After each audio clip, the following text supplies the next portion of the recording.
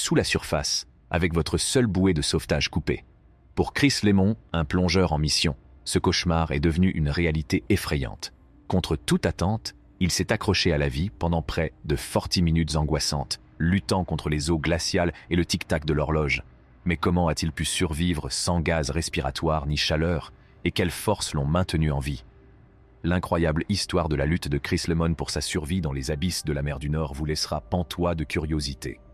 Le 18 septembre 2012, un plongeur effectuait des travaux de maintenance de routine sur une structure sous-marine du champ pétrolifère de Huntington, en mer du Nord, lorsque le câble ombilical qui le reliait à une cloche de plongée s'est rompu. Ce câble lui fournissait de l'électricité, de la chaleur et du gaz pour respirer, tout ce dont il avait besoin pour survivre dans le brouillard glacial et impénétrable qui l'entourait. Malheureusement, le plongeur n'a pas survécu à cette épreuve. Il portait en permanence sur son dos une quantité limitée de gaz de secours. Lemon est tombé dans le coma lorsque cette ressource s'est épuisée, et il était en route vers une fin horrible et isolée. C'est ainsi que les choses se sont passées, car Lemon a réussi à survivre bien qu'il ait été immergé dans l'eau pendant environ une demi-heure sans accès à l'oxygène. Un mystère que personne n'a pu expliquer correctement jusqu'à ce jour. 7 ans plus tard, l'histoire de cette survie, qui a provoqué la frénésie de l'industrie de la plongée commerciale, fait l'objet d'un documentaire passionnant intitulé « Last Breath », le dernier souffle. Pendant 90 minutes, les réalisateurs Alex Parkinson et Richard Acosta utilisent des images d'archives, des reconstitutions parfaitement intégrées et des interviews directes de certaines des principales personnes impliquées pour nous faire pénétrer non seulement dans la course contre la montre pour sauver Lemons, mais aussi dans le monde ésotérique de la plongée à saturation. Les coéquipiers de Lemon, Dave Yuasa et Duncan Alcock, ainsi que le superviseur de la plongée, Craig Frederick, font partie des personnes qui participent à ces interviews. L'enfermement des plongeurs dans une série de chambres métalliques qui sont progressivement remplies d'héliox, un mélange inerte d'hélium et d'oxygène qui peut être respiré sous pression sans les effets vertigineux de l'air, jusqu'à ce que la pression interne des chambres soit égale au poids de l'eau dans laquelle ils travailleront, est l'une des méthodes utilisées pour préparer les plongeurs à travailler à de grandes profondeurs sous l'eau. Dans cette discipline, les plongeurs se préparent à travailler à de grandes profondeurs sous l'eau en étant scellés à l'intérieur du système. La phase de pressurisation, souvent appelée blowdown, peut être une expérience désagréable. Selon les commentaires d'Alcock à The National, la pièce peut atteindre des températures extrêmement élevées. Si vous allez en profondeur, les articulations de beaucoup de gens se grippent, ajoute Yuasa. Je l'ai vu à maintes reprises. Le médecin ajoute « Toute blessure ancienne que vous avez pu avoir semble revenir. Cela semble revenir. On sait que les points volent à cause de l'exiguïté des chambres, qui peuvent accueillir jusqu'à 4 équipes de plongeurs composées de 3 membres chacune pendant 28 jours, à raison de périodes de travail de 12 heures chacune qui se chevauchent. Je ne pense pas que l'on puisse légalement mettre 6 chiens dans l'une de ces cuves, ajoute Frédéric d'un ton sardonique. Il faut être tolérant avec les gens, ajoute Yuasa, dont le calme s'est avéré être un facteur essentiel dans le sauvetage de Lemon. Et bien sûr, si vous souffrez de claustrophobie, cette activité n'est pas faite pour vous. Il faut aborder la situation avec au moins un minimum d'humour et s'efforcer de laisser aux autres leur espace privé, même s'il n'y en a pas physiquement. Les plongeurs, qui sont bien rémunérés pour leur travail périlleux, essaient de minimiser le risque lorsqu'ils sont chez eux. Aujourd'hui encore, Alcock ne travaille qu'en mer du Nord, car cette région est considérée comme la plus sûre au monde.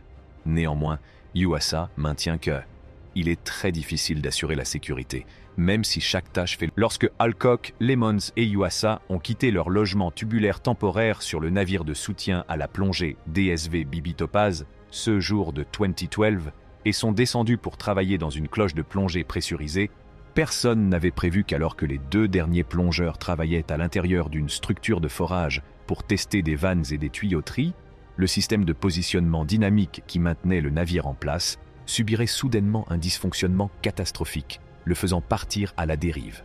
Frédéric donne l'ordre à Lemons et Yuasa de monter au sommet de la structure en réponse à une alarme reçue au contrôle de plongée. Ils obtempèrent, mais Lemons s'aperçoit alors que sa ligne ombilicale s'est accrochée à quelque chose et qu'elle est tirée de plus en plus fort par la cloche de plongée qui est reliée au DSV hors de contrôle. À l'intérieur de la cloche, Alcock tente de lui donner un peu plus de filin, mais La situation est si tendue qu'il n'y a aucun moyen de retirer plus de câble ombilical. En fait, le support, composé de barres en acier inoxydable d'un diamètre d'environ 10 cm, se détachait du mur. Au même moment, Yuasa est éloigné de la structure par le cordon ombilical qui lui est attaché. Soudain, il est surpris par un fracas retentissant lorsque la queue de Lemon se brise. Dans un effort pour se rapprocher de Lemon, il a demandé un câble ombilical supplémentaire et a réussi à s'approcher à moins d'1 mètre de lui avant de réaliser qu'il était trop tard pour le sauver. « J'étais tiré par l'eau », se souvient Yuasa, « et j'étais un peu inquiet car il y avait d'autres choses en bas qui auraient pu me rattraper. » Yuasa retourne à la cloche. C'est le seul endroit où j'aurais pu aller de toute façon, et s'accroche à la plateforme en dessous en attendant les ordres de Frédéric. Au fur et à mesure que l'horloge égrène les minutes, la possibilité de retrouver Lemons vivant s'amenuise. Yuasa explique « Je pense que vous êtes censé disposer d'1 minute de gaz respiratoire pour chaque 100 mètres de câble ombilical que vous avez. Ils avaient 50 mètres, et c'est suffisant pour vous ramener à la cloche, et pas plus. Ils avaient 50 mètres. » Je n'avais pas de montre, mais j'étais certain que cela avait duré bien plus de 5 minutes. Par conséquent, j'ai eu l'impression qu'il était déjà mort. Je souhaitais simplement que cela se termine rapidement et que ce ne soit pas douloureux. Au bout d'un certain temps, le système d'épée a été remis en service et le Bibi Topaz a été replacé à son point de départ. Yuasa lâche la cloche et récupère ce qu'il croit être le corps de Lemon après l'avoir laissé tomber. Il le ramène à Alcock dans la cloche, et lorsque ce dernier retire le casque de Lemons, il découvre avec effroi que le crâne normalement chauve du plongeur est devenu d'un bleu inquiétant.